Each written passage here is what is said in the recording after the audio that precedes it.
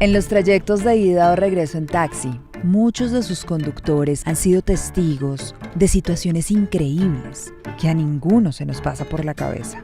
En este podcast contaremos sus historias, relatos extraordinarios que por razón de su trabajo son, para los taxistas, pan de todos los días. Cada episodio les traeremos uno o más relatos que giran siempre en torno a una misma temática. Relatos Amarillos. Relatos Amarillos. Un podcast para sorprenderte al oído. Encuéntralo desde el 30 de septiembre en RTVC Play o en tus agregadores de podcast favoritos.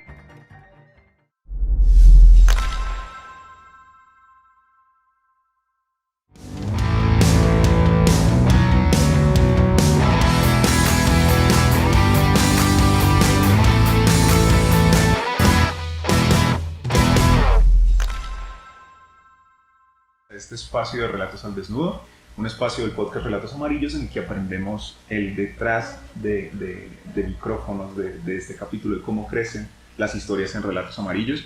Yo me siento muy contento de estar aquí. Mi nombre es Robin Tamayo, soy dibujante del programa, nueva adquisición, nuevo integrante del equipo. Y el día de hoy pues vamos a hablar del último capítulo de Relatos que está compuesto por 3 historias. Vamos a hablar un poco de cómo se arma, cómo es la estructura, cómo se desarrolla todo este proceso con las historias. Pero primero empecemos saludándonos entre nosotros. Hola María, ¿cómo estás? Hola, muy contenta de estar acá. Estamos en la Nacional, ¿ya lo dijimos? Sí, en la Universidad Nacional. También pues vamos a hablar del capítulo Sálvese quien pueda, publicado esta semana. Entonces, bueno, aquí también está Francisco con nosotros. Bueno, no, y sobre todo estoy muy emocionado por este público tan grande que tenemos en esta tarde. De verdad, nunca habíamos tenido un público tan la primera vez que salimos de las casas, ¿no? Porque sí, siempre hemos estado en la casa de cada uno de nosotros y es la primera vez incluso que estamos todos reunidos. Así es. Presencial, sí. Presencial, sí. También estamos con Juan, director de Relatos Amarillos y RTVC Play. Hola Juan, ¿cómo estás? Muy bien, yo soy Juan, soy el director de Relatos Amarillos. Pero para que te reconozcas tienes que decir hola, soy Juan Mateo y bienvenidos a Relatos Amarillos. Falta de respeto con sus mayores. Y Daniel Lizarazo. Sí. ¿Cómo van? ¿Bien? Daniel, ¿Todo tranqui? Todo bien. Muy bien. Bien, pues si les parece empecemos hablando de, bueno, en este capítulo hay 3 historias, hay un proceso donde se ven como asuntos judiciales. ¿Qué les parece si más o menos empezamos a comentar sobre cada capítulo un poquito? Si quieres, Juan, que arrancas con la primera historia, si nos das una breboca sobre la primera historia. Sí, perfecto.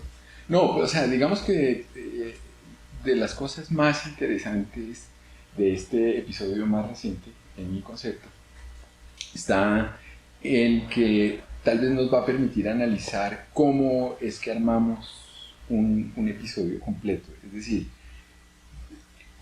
un episodio de Relatos Amarillos no es una sumatoria de historias como piezas sueltas, sino que realmente tienen que jugar.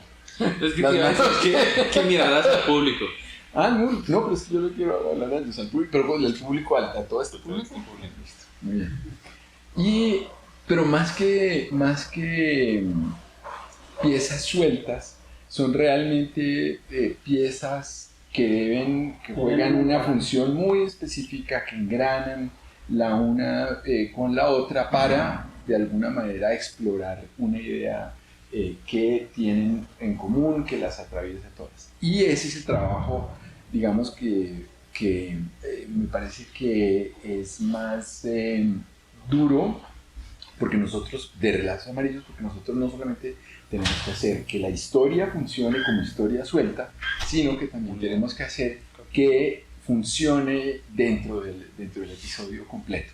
Entonces, para responder a tu pregunta, en este episodio hay 3 historias. La primera, la historia de un taxista, ¿cierto? Víctor Herrera, quien se ve enfrentado a una situación muy complicada, porque ya daremos pues quién lo ha buscado, pero para no más detalles, pero básicamente es la historia de una persona a quien secuestran unos delincuentes, ¿cierto? Y tiene que ser partícipe involuntario de un crimen, ¿cierto? Y la historia, en últimas, como la terminamos contando, se enfoca en un aspecto muy específico de esa historia, que es él cómo hizo para navegar y salir al otro lado, pues navegar esa situación y salir sin navegarla y salir sin que le causara algún daño. En el caso específico de él, fue charlarse al mar, ¿cierto? Ahora, y ya te doy la palabra para que los otros cuenten las demás historias, pero aquí lo interesante es que es una historia a la que le veníamos dando vueltas durante meses, ¿no? Y lo podemos mirar. ¿Años? No, meses. Víctor Herrera meses. Un año. La segunda, Víctor Herrera un año. Y la segunda que se ganó casi 2 años, ¿cierto? Hasta que finalmente le encontramos la manera de contarla y que encajara dentro de un concepto más profundo, que era precisamente ese de las formas como la gente navega situaciones complicadas. Entonces esa es la primera historia, ¿cierto? La segunda también la hiciste tú. La segunda, sí, pero digamos que obviamente es una construcción colectiva. Entonces, Francisco fue quien trabajó, es el investigador. Yo investigué las 2 primeras. Exacto, sí. Investigué a Víctor. Exactamente. Lo conocí incluso un día de la Virgen del Carmen del año 2021. Y pues él me contó. Incluso les cuento curiosamente, yo a él lo conocí porque era cantante de rancheras. Sí. ¿Sí? Imita voces. Imita voces. De hecho, un día se la tienes que mostrar. Imita perfecto a Homero. Homero Simpson. Y envió un saludo a los de Relatos. Ay, buenísimo. Pero la segunda para que no nos... Bueno, la segunda es la historia de Claudia Esmeralda Ivanova. Ese es su nombre, ¿no? Sí. Porque ni siquiera su apellido ya se me olvidó. Quiroga. Quiroga Quintero.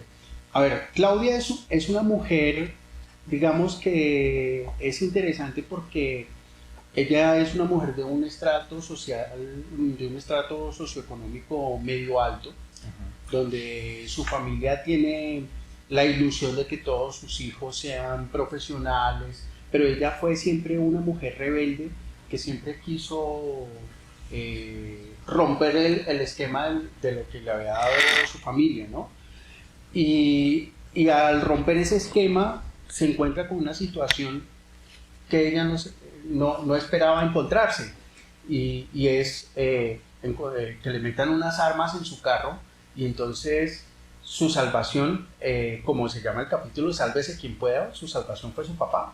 Sí. Porque ella buscó por todos lados a ver cómo salía de esa situación, y ups, como dice ella, Sí, tengo que llamar a mi papá. Entonces esa fue su salvación, esa fue su tabla, la única manera de salir de semejante problema.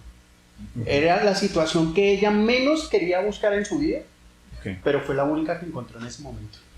Y está la tercera historia, que es sí, la tercera historia la escribió Daniel. Yo la investigué también. ¿Cómo es más o menos la tercera historia? Alberto Castro. Lo más curioso es que Ivanova también se da cuenta un poquito tarde también, de alguna manera, ¿cierto? O sea, en esto de las tácticas para navegar las cosas. Pero este es el mejor ejemplo. Es que de las 3 historias, este es el que realmente uno puede decir, él sí se dio cuenta muy tarde de todo lo que le pasó después, incluso cuando ya lo terminan, es hasta regañando, ¿cierto? Básicamente la historia de Alberto es que un día lo roban, ¿cierto? Le quitan el celular, él pues en medio de su afán de tener su otro celular, compra uno nuevo, y al otro día, recién estrenado un celular, lo llaman por una aplicación, y en la aplicación el ladrón le dice que lo lleve a tal lado. Cuando llega a tal lado le dice, es que tengo que tomar unas fotos, présteme su celular, y cuando hace eso, pues el ladrón se pierde, ¿sí? Pero el tema aquí es que Alberto el ladrón lo charló, le planeó toda una estrategia no violenta, porque además, también hay una cosa, y es que Alberto se preparaba todo el tiempo para eventos muy límite, ¿cierto? Atracos, pistolas, armas, y el ladrón utilizó la confianza para robarlo. Fue algo que nunca se esperó y fue tan inesperado e incluso él no reconocía realmente qué es lo que le estaba pasando, que después de que lo roban, incrédulo se llama a llamar a su propio teléfono a confirmar si sí lo habían robado, ¿cierto?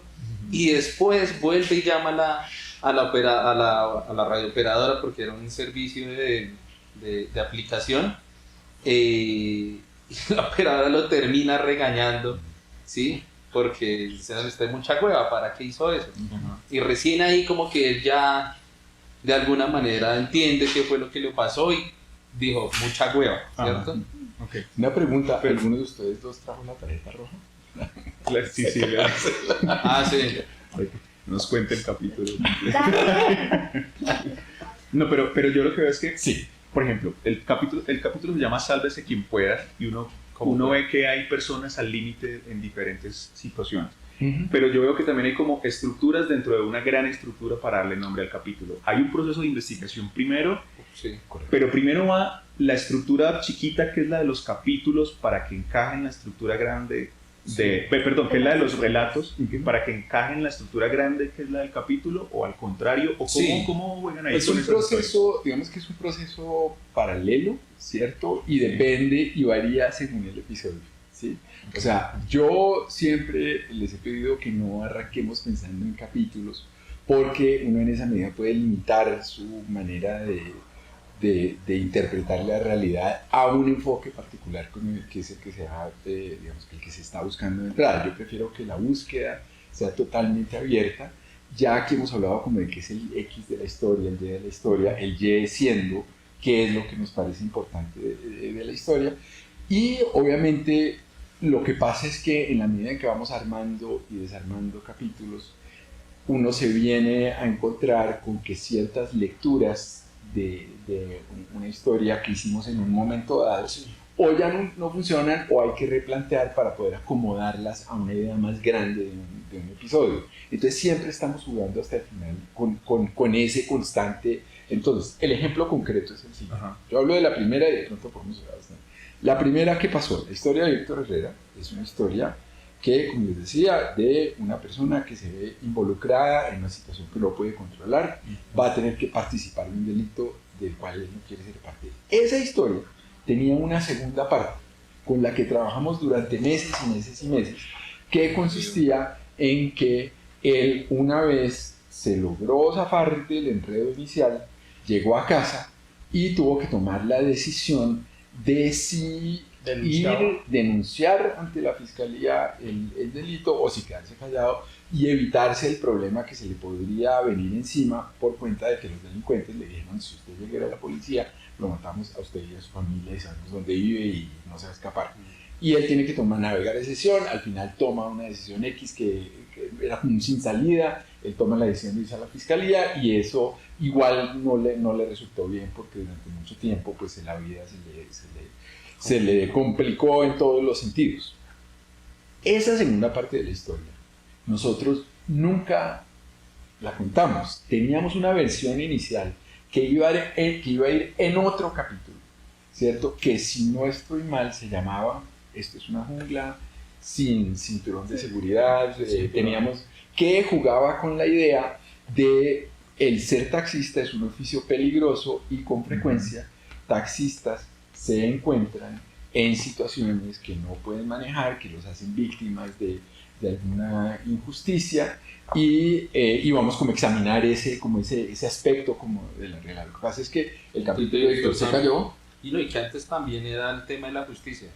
Sí. Que incluso es que ya se han replanteado varias veces, pero también eso es lo importante de investigar sin pensar en capítulo, porque es que uno, claro, porque uno puede limitar mucho la historia, y es que a veces las historias, como lo dice Juan, cada vez que uno empieza a mirar otros capítulos, otras posibilidades de amarrar esta gran propuesta, uno puede reanalizar las historias desde otros puntos de vista, ¿cierto? Y si uno inicia desde el principio, amarrando ya... Correcto. Le está quitando la riqueza. Eso, pero redondemos la idea y pues yo los invito obviamente a ustedes a que participen, que de hecho María fue como parte importante en esta última etapa con este episodio.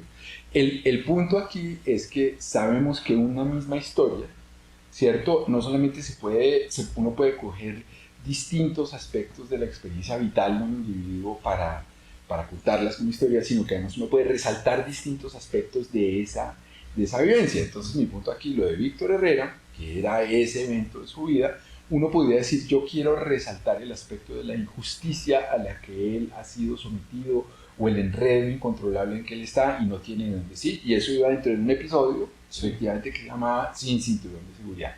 Finalmente, las historias que iban a acompañar ese episodio, tenían el que de pronto no, pero porque iba con otra historia grande, ¿te acuerdas que se nos cayó? Se cayó la historia. Y entonces, yo quisiera yo ahorita estoy cumpliendo como doble función acá, estoy como entrevistadora y también como parte del equipo. Yo quisiera entonces que continuáramos, o sea, recordemos que estamos hablando de historias de seres humanos, entonces también hay el factor humano, digamos que tiene mucho que ver. Yo quisiera que Francisco nos contara qué pasó con esas historias que se cayeron, que fue como o sea, un gran esfuerzo que él hizo durante 2 años, que digamos quedó archivado con una de esas historias que iba a acompañar la de Víctor. Entonces, Francisco, pues cuéntanos qué pasó con Arquímedes. Y que está archivada por ahora, Sí. no sabemos si vaya a revivir. De estas 3 historias, ya hay 2 que estuvieron archivadas durante un tiempo porque no les encontrábamos en el episodio. La de Claudia Claudia, no. estaba totalmente muerta. Exacto, pues digamos, estaba archivada porque no le encontrábamos en la manera de entrar, hasta que finalmente lo logramos. Pero entonces aquí. Bueno, la historia de Arquímedes es bien interesante porque fue de los primeros personajes que encontré cuando empecé a investigar en Relatos Amarillos. Llegué a él gracias a la premisa de que él había sido el taxista que había sacado a Uber del mercado durante un mes en Colombia. Empezamos a indagar mucho el tema. Él empezaba a hablarme de leyes y con Juan, con Claudia, con Daniel empezábamos a hablar muchísimo. Bueno, el personaje suena interesante, pero ¿por dónde lo vamos a agarrar? Y entonces después entramos como a analizar el tema familiar y nos dimos cuenta que su vida familiar era un poco caótica. Entrevistamos a la esposa, vimos que de pronto el personaje no era el mismo Arquímedes, sino era su esposa. Después empezamos a abordar un tema jurídico en el que él estuvo involucrado, que fue un carcelazo que le metió a uno de los grandes ares del taxismo, como fue Darico Peña. Hizo una David contra Goliat. Y pasamos... En ese momento el episodio se llamaba David contra Goliat. Exacto. Y a medida que fuimos investigando, nos empezamos a dar cuenta de una cantidad de contradicciones que tenía la historia. ¿Sí? Él nos decía unas cosas, pero investigábamos por otros lados y nos dábamos cuenta que la historia no era esa. Claro que yo quisiera hacer ahí una aclaración. Digamos, nosotros seguimos en el trabajo periodístico de contrastar, investigar la historia. A la conclusión a la que hemos llegado, para que esto quede totalmente claro, es que es una historia compleja, mucho más compleja de lo que nosotros pensamos en un momento, que admite distintas lecturas y que admite muchas maneras de contarse, y en este momento hemos tomado la decisión de guardarla hasta que le encontremos el ángulo apropiado y hasta que le demos a la historia el tiempo necesario, pues, para poderla contar con justicia y con rigor periodístico, ¿sí? Entonces creo que ese es el punto en el que está esa historia, y esa es la historia que en este momento está quieta, esperando, así como lo estuvo Víctor Herrera y como lo estuvo Ivanova, esperando su momento, ¿sí? Entonces solo para hacer esa claridad, porque de pronto el episodio 20 termina siendo Arquímedes, entonces pues dicen como lo que pasa, para mí lo que pasa es lo siguiente, es que nosotros nos hemos encontrado, percepción muy personal, nos hemos encontrado a lo largo del último año y medio que venimos haciendo historias, con una cantidad de casos que tienen que ver con la violencia a la que están expuestos los taxistas. Y la de ella, por lo menos en una primera lectura, no dejaba de ser una historia que entraba dentro de esa categoría, con unas particularidades, pero digamos que un género que ya habíamos explorado. Es decir, la historia, claro, la historia de un taxista que en medio de su ejercicio profesional termina involucrado como víctima de algo o involucrado en el delito del que no quiso ser parte.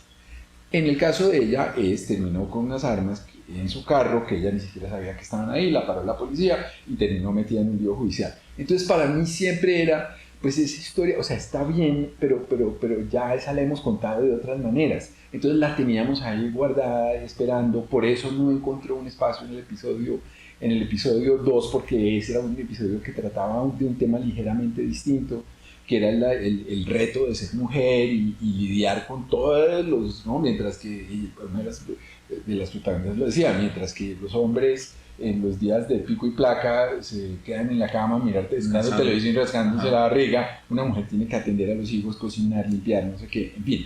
Allá terminó ese episodio. La Ivanova no era esa historia, era la historia exacta, como de la injusticia. Y déjame redondear una cosita. Entonces, ¿qué es lo que pasó con Ivanova? Para digamos, y lo digo es porque, claro, como todo en esto admite muchas lecturas. Mi lectura personal, una vez me senté a escribirla y a reentrevistarla en estudio, digamos, no en investigación, sino en estudio, fue que esa historia de la injusticia flotaba en medio de una historia mucho más amplia, que era la de las relaciones de ella con su familia y en particular con su papá, el rol que ella había asumido en su familia y las decisiones, y por eso el episodio pues tiene, que ella había tomado a lo largo de su vida y que tuvo que reconsiderar en medio de un momento de gran angustia, un momento extremo, ¿cierto? Y en el que toma la decisión de pedirle ayuda a su papá, ayuda que había rechazado toda una vida. En fin, fíjense cómo aquí el Y cambia, es la misma historia, es el mismo, las armas, no sé qué, pero aquí ya, es decir, si nosotros la estábamos mirando desde aquí, fue el acto como de correr la cámara, por decirlo de alguna manera, a este otro ángulo, y en esa medida ya empezar a hablar de relaciones de familia, del amor de una hija con su padre, de pronto del remordimiento o el arrepentimiento por las decisiones tomadas en un momento, también de la edad madura y cómo vuelve uno mira y revisita las decisiones tomadas en el pasado. Y por el otro lado, ahí es donde entró a jugar un papel importante las grabaciones del juicio. Empezó a emerger el papá también como personaje, porque resulta que el papá es el abogado de ella, quien la defendió para sacarla de ese lío, pero uno entra a descubrir que él no había sido tan buen papá, y eso también puede tener mucho que ver con el pasado y con quien ella es hoy en día, y el remordimiento que él expresó en ese momento, y la angustia y el dolor que le causó ver a su hija en esa situación, y lo que hizo pues para ayudarla, que estaba todo inmerso en el llanto de él pidiéndole al juez que la ayudara. Entonces se convierte en otra historia totalmente distinta, ¿no? Entonces yo quiero hacer esa aclaración porque esa es mi lectura. Es decir, nosotros no archivamos historias porque es que nos parezca que el personaje, porque uno no puede hacer, uno no puede juzgar, no es la manera, sí, aquí es encontrarle la humanidad a las historias. Y en la medida en que hemos venido haciendo historias, creo que el reto, y por eso es que los últimos han sido cada vez más difíciles, es porque ya, digamos que la fruta que colgaba abajo, esa ya la ganamos. Entonces la violencia, no sé qué, eso ya salimos de eso. Entonces ahora la pregunta es, bueno, ¿cómo le encontramos algo de humanidad más profunda a todo esto? Y ya para rematar, ahí es donde una historia creo que pasa de una pequeña anécdota, que era como veíamos a Ivanova en su momento, a una gran historia, porque es que es una historia que terminó siendo 40, 45 minutos, pero no solo grande en extensión, sino grande en profundidad. Claro. Eso tiene que ver con el ángulo, ¿cierto? Pero entonces fíjate que con eso que se estaba diciendo de cómo reevaluar las historias, nosotros a cada ratico, cada 8 días, cada 15 días por tardar, estamos revisando la lista de capítulos y de posibles de posibles temáticas, de posibles estrategias para construir ese gran relato, ¿cierto? Porque si te fijas, por eso es importante que nosotros decimos, cuando decimos que nosotros intentamos conectar con lo humano, ¿cierto? Claro. Eso es importantísimo, ¿cierto? Y por eso es que a veces las historias, por más diferentes que puedan sonar o lo que sea, si van a la misma temática, pues por eso es que uno no la revisita, ¿cierto?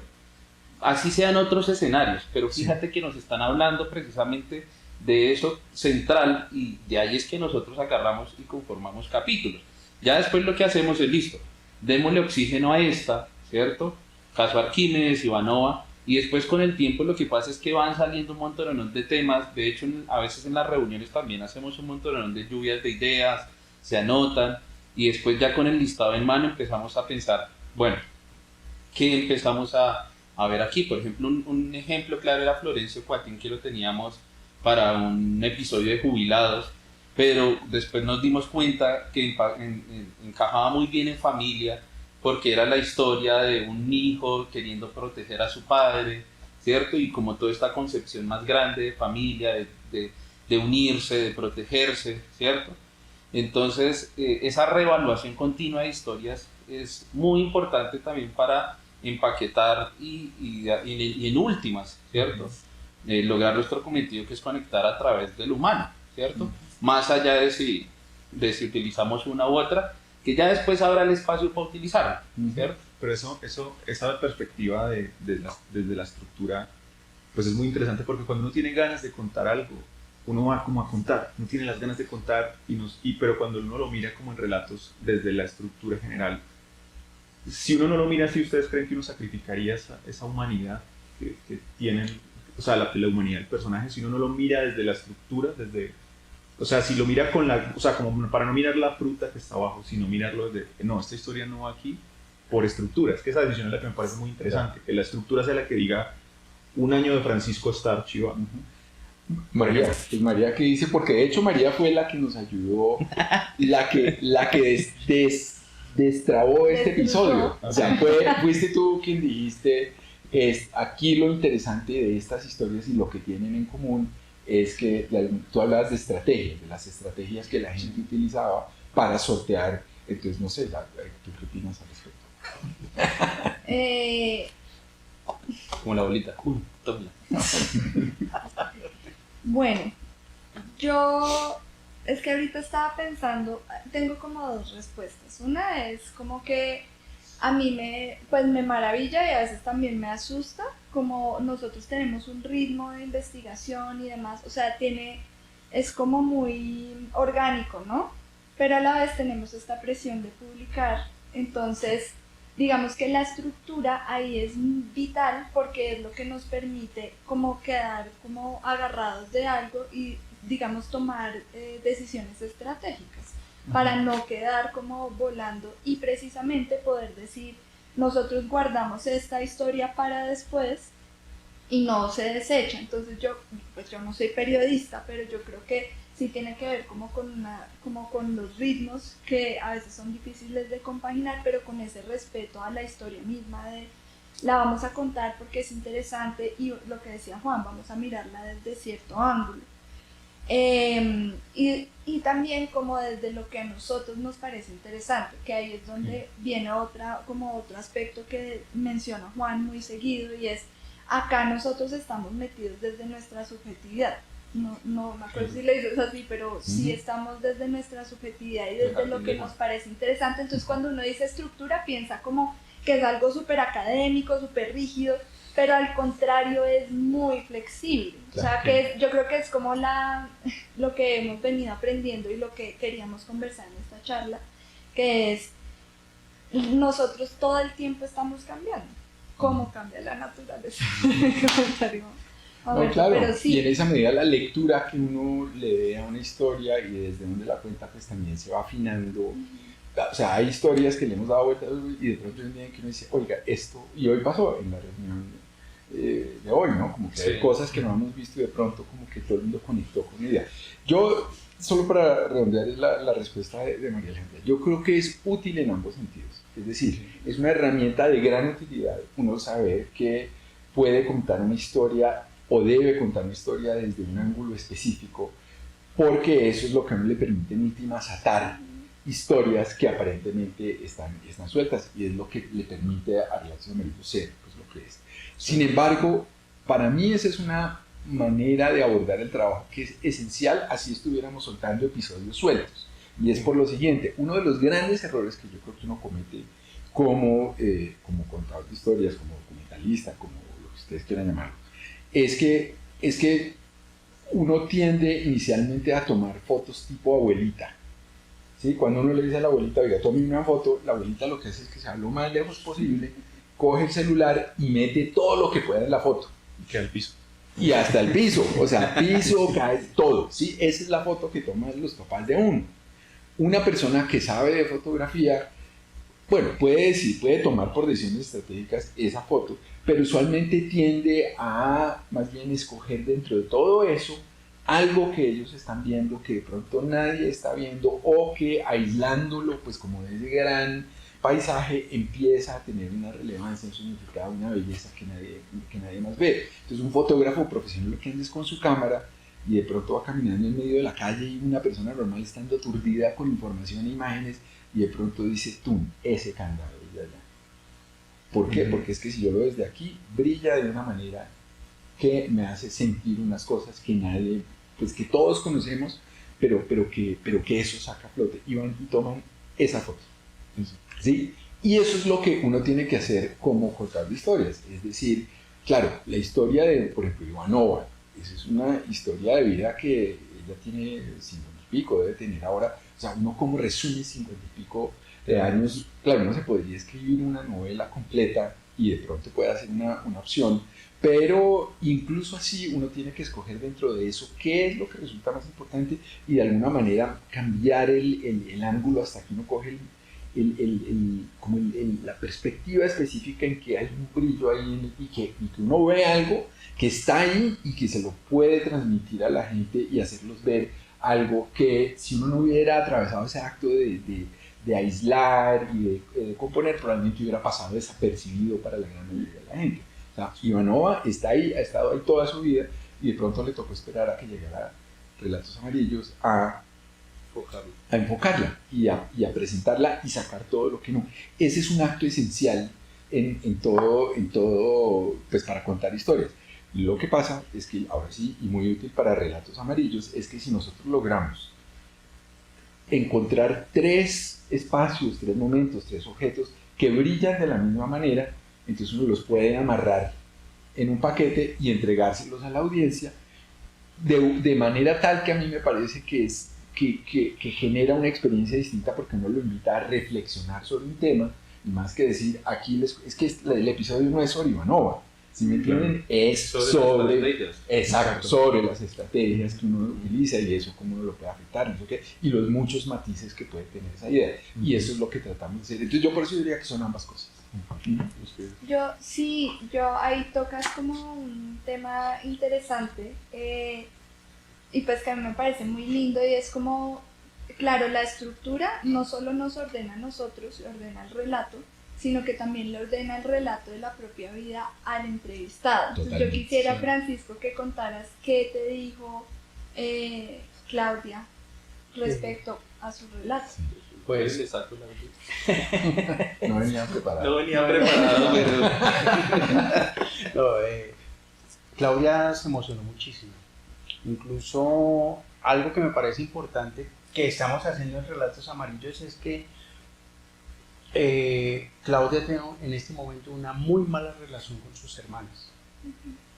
Y ella vio que este relato puede ser una herramienta para acercarse nuevamente a su familia y para que entiendan quién es ella.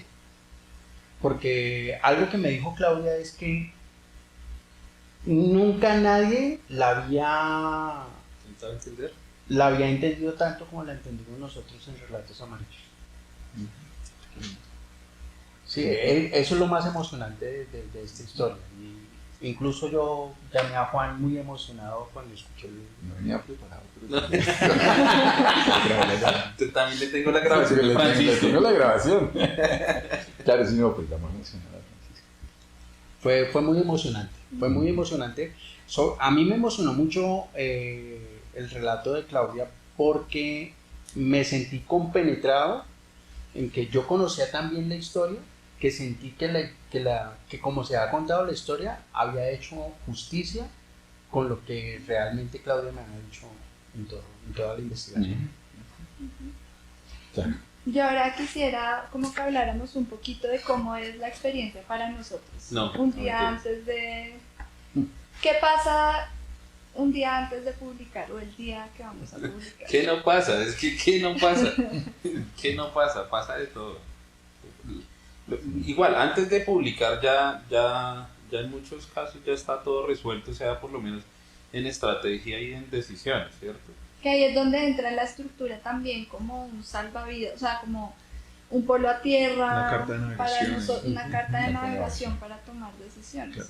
Claro, es que por eso también es importante entender que también la estructura general del capítulo también funciona con una premisa, ¿cierto? Y eso es lo que le da a uno el camino para nunca perderse. Y más allá de eso, y sea antes o en el último día, todas las decisiones que se toman son en consecuencia de eso. ¿Sí? Y uno también debe entender que, si bien, es claro, porque es difícil de pronto a veces abstraer eso, cada relato tiene una especificidad, como lo dice Juan, un montón de lecturas, pero cuando uno sabe a qué le juega y a qué le apunta es cuando todo se armoniza, ¿sí? Porque es que eso es lo que siente a veces uno cuando cuentan las historias, cuando analiza las historias de manera general, ¿cierto? Y es que todo se armoniza y uno después entiende a lo último que sí, que más allá de que Alberto Castro lo robaron y mucha hueva, lo importante es que uno en la vida tiene estrategias para intentar navegar las cosas que le pasan en la vida.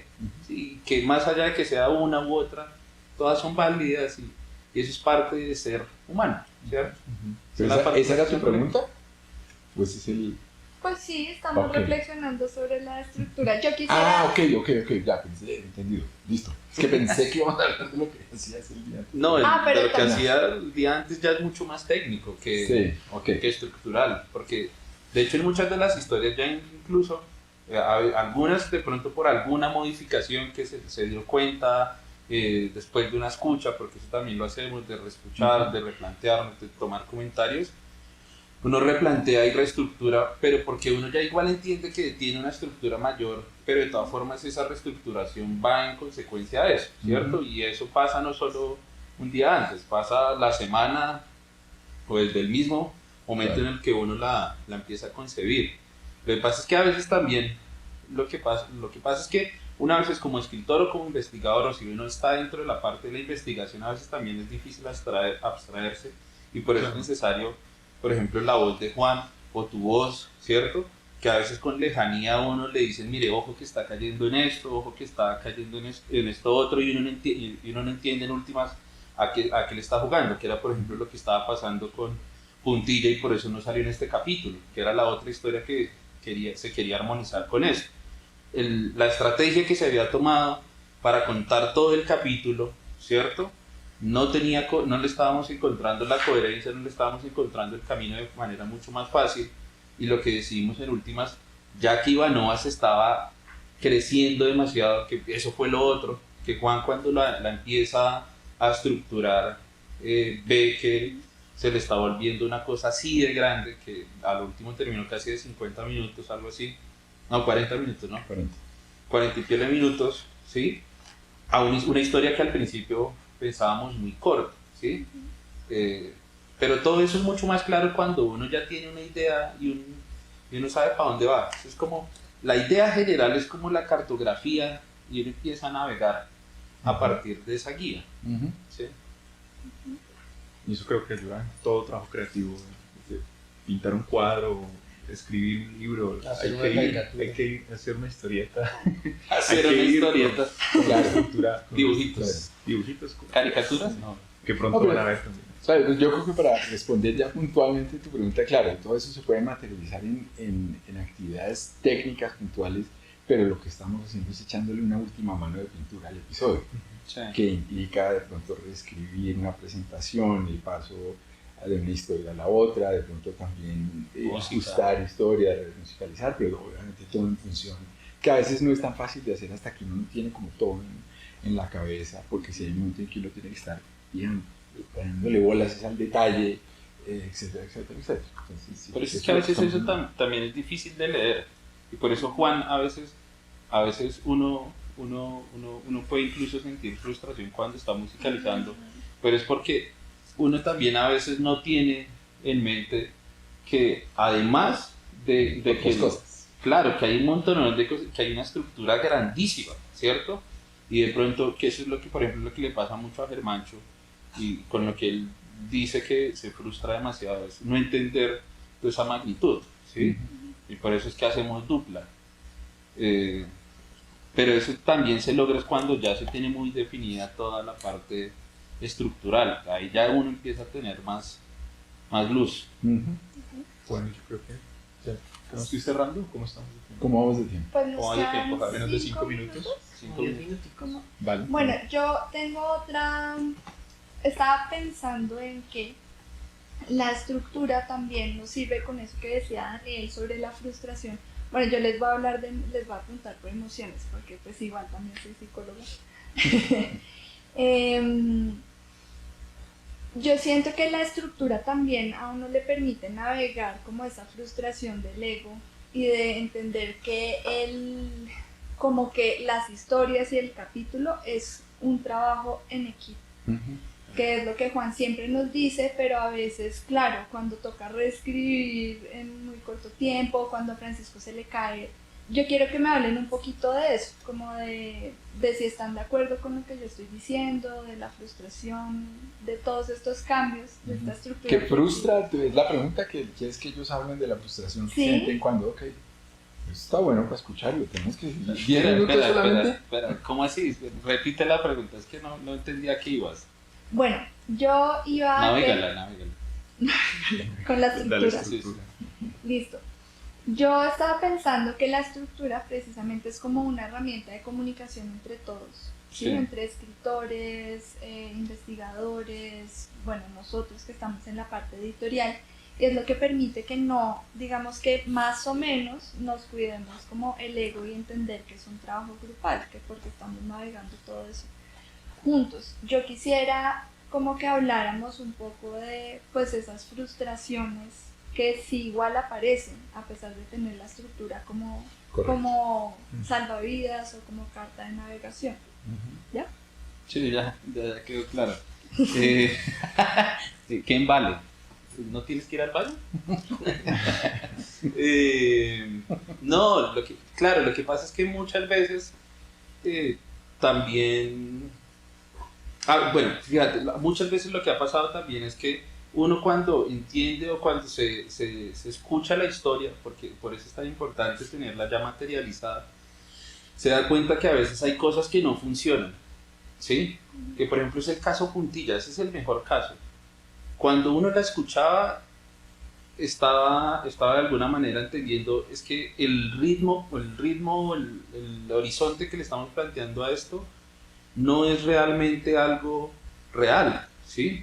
Que incluso nosotros lo hablábamos mucho cuando leíamos el guión y decíamos, pero es que no estamos entendiendo esto, ¿sí? No estamos entendiendo esto, y a veces, ¿qué es lo que pasa? Que lo que tú decías cuando uno dice, pues pucha, hay que publicar el capítulo tal día, no nos podemos pasar, se aplazó una semana, pero esta vez sí no nos podemos demorar más.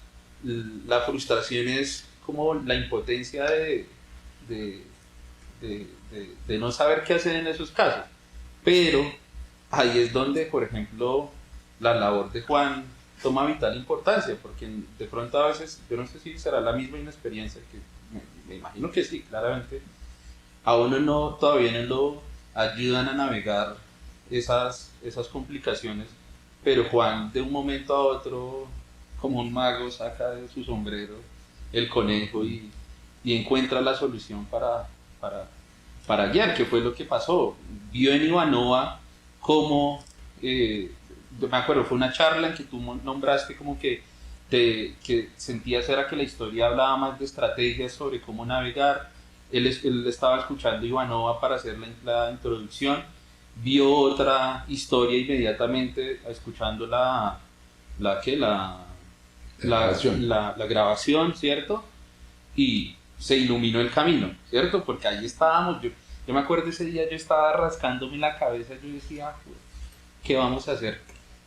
Que incluso nosotros que nos la pasamos hablando, nos rascábamos la cabeza, y sobre todo con este tema de hay que hacer maqueta, que tú la escuches, que se retroalimente, que se tengan que hacer reescrituras, y si esto no funciona, ¿qué? Y si le apostamos a esto, ¿qué?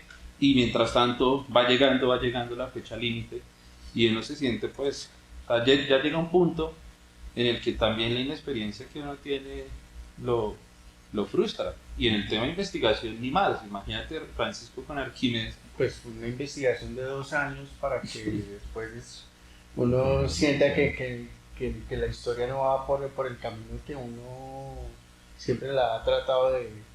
es bastante complejo, ¿no? Y sobre todo hay algo que presiona, no es solo la parte del equipo, sino el mismo personaje, porque el personaje está con la ilusión de escuchar su historia. Entonces, y es que fíjate que nosotros tenemos, que es una cosa muy especial que nosotros hacemos, y que Francisco hacemos bien, por eso tiene tantas novias taxistas, y es crear vínculos, y eso, y de esa manera o sea, de esto es que nosotros sacamos la profundidad con la que llegamos con las historias, y por eso es que a veces los personajes de Francisco son tan ricos en eso, porque el man se sienta a echar tinto. Por ejemplo, con Jenny Fernández se fue hasta Pacho a conocer el hijo, ¿sí? Le llevó un regalo al hijo, se crea un vínculo muy profundo, y creas o no, por eso también a veces es importante que entren personas externas a leer las historias, porque uno también ya está, yo por ejemplo estoy en las entrevistas, me meto en el cuento, una cosa, y una a veces no logra entender eso más general, que eso a veces es lo que frustra, ¿sí? Que lo lleva a uno no salir, no encontrar el camino. Sí, yo lo que diría a ese respecto es lo siguiente, es que creo que nosotros hoy estamos hablando de que hemos logrado crear un equipo que ha aprendido a trabajar y a compartir como el proceso creativo, ¿cierto? Pero que creo que también ya a estas alturas como que han entendido que por la misma naturaleza de lo que estamos haciendo, tiene que haber un momento en el que el rol específico que yo estoy jugando, y que para mí es casi como si fuera una pirámide, como un triángulo, ¿no? Entonces por aquí todo el mundo está votando, y en la medida que se va acercando el momento de la publicación y a la toma de decisiones, pues de alguna manera se va cerrando ese círculo de toma de decisión, hasta que llega un punto en el que yo en este caso como director del proyecto pues tomo, pero simplemente por el hecho de estar ahí.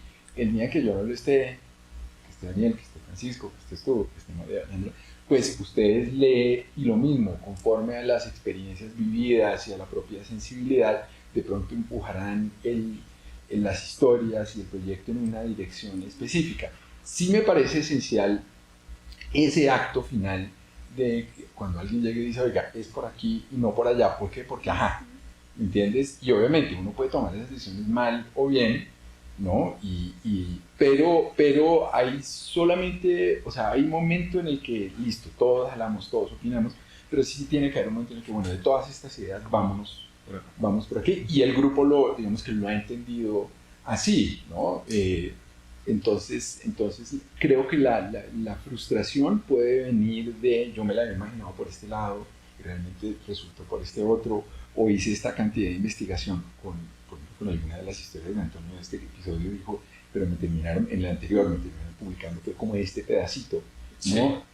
Pero yo, digamos que lo de la charla que teníamos con él después, eso es parte como de la labor editorial, ¿no? Y por eso es que en cualquier medio de comunicación el editor general termina siendo una persona en un repudiada, ¿no? Pero de pronto en un episodio, para mí es la misma función que juega de pronto un director de un equipo de fútbol. Si me entiendes, es el que está parado de pronto a la distancia. Yo no estoy llevándole regalos a las novias ni nada de esas cosas, ¿sí? Pero esa labor es esencial. Al mismo tiempo es esencial que yo me pueda parar a la distancia y ver que hay un jugador que está quedándose unos metros demasiado atrás y hay que subirlo porque si no por ahí se va a desbaratar la cosa. Sí. Son las distintas funciones, ¿no? que uno juega. Ahora, yo he pasado años, yo he investigado, yo he pasado años editando y de pronto por eso a veces puedo solucionar cosas o procesarlas con cierta velocidad, pero es que yo literalmente he pasado décadas en la sala de edición musicalizando, editando nada, y pues eso no le permite, no tiene como ciertos caminos en el cerebro que le permite hacer eso, pero bueno, en este momento estoy yo. Está la Robin. La más Robin, cercana es María. o habrá otro proyecto. Vean, lo otro es que en esto siempre he dicho, no, siempre tiene que ser querido cuando está arriba, porque tarde o temprano uno baja y se encuentra, ¿no? De pronto de aquí a 2 años que yo estoy trabajando en un proyecto que ustedes están dirigiendo, entonces me gustaría poder encajar dentro de un proyecto, dentro de potencial así, de la manera como yo espero estarlos a ustedes acogiendo en esto. No sé si es algo así. Sí. Bueno, yo creo que ahora sí. ¿Vamos? ¿Cierto? Conclusión, Bueno. esto es una dictadura. No, para nada, pero es que precisamente ese para no es el nada. mensaje, porque para nada lo es, o sea, molestamos, o sea, para nada. Yo de hecho con lo que molesto es como si fuera una dictadura, no, ese es el chiste de siempre. Sí. Y yo les digo, no, eso no, es eso. ¿Cierto? Es lo mismo que ustedes acaban de decir. Pero no. Es el último paso, es como el decir de todas estas grandes ideas que hay, cojamos esta. No, Y de vamos hecho, por ahí. yo creo que y una de las cosas que todos lo hemos dicho, y es que uno sí siente muy propio los capítulos, Totalmente. porque uno siente que de alguna manera ha aportado demasiado, y más allá de que Juan direcciona, ¿sí?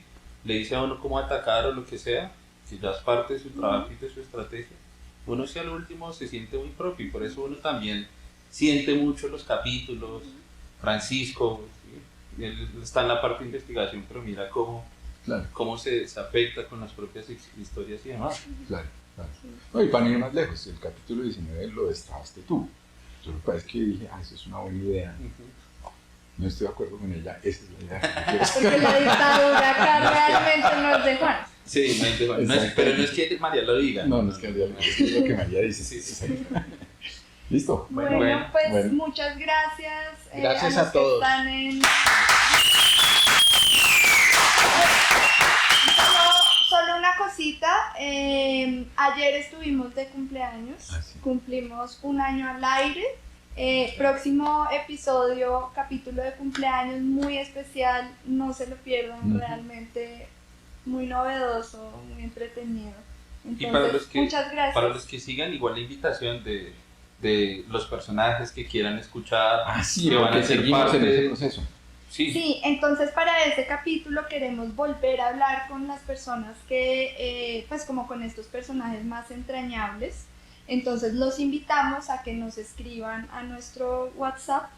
Que no sé, el correo, o al correo, historia@relatosamarillos@gmail.com. Sí. con su personaje favorito, pues al que quieran volver a escuchar, del que quieran saber. Muchas gracias. Sí. Y lo mismo, siguiendo la misma línea, los que son fanáticos de los podcasts, que deben conocer a nuestros amigos de Cartagena Federal, ellos están invitados al próximo episodio y van a hacer la historia de cierre de ese episodio, y es que creamos lo que esperamos siga creciendo, que es un grupo de músicos, Relatos Amarillos, y nos van a cantar una canción de cumpleaños a cargo de Cartagena Federal. Y otra cosa, sí, que me están chivando ya entre el público, sabe más el público, gracias. Mañana y todos los viernes, todos los últimos viernes del mes, hacemos un consejo de redacción abierto, que es básicamente como nosotros estructuramos, direccionamos las historias para todos los que estén interesados en hacer parte, conocer como todas las vicisitudes y cómo se construye esto. Están totalmente invitados, nos pueden escribir al mismo correo y pues los invitaremos a alguno de estos encuentros. ¿Listo? Súper. Muchas gracias. Gracias. Vale, que estén muy bien.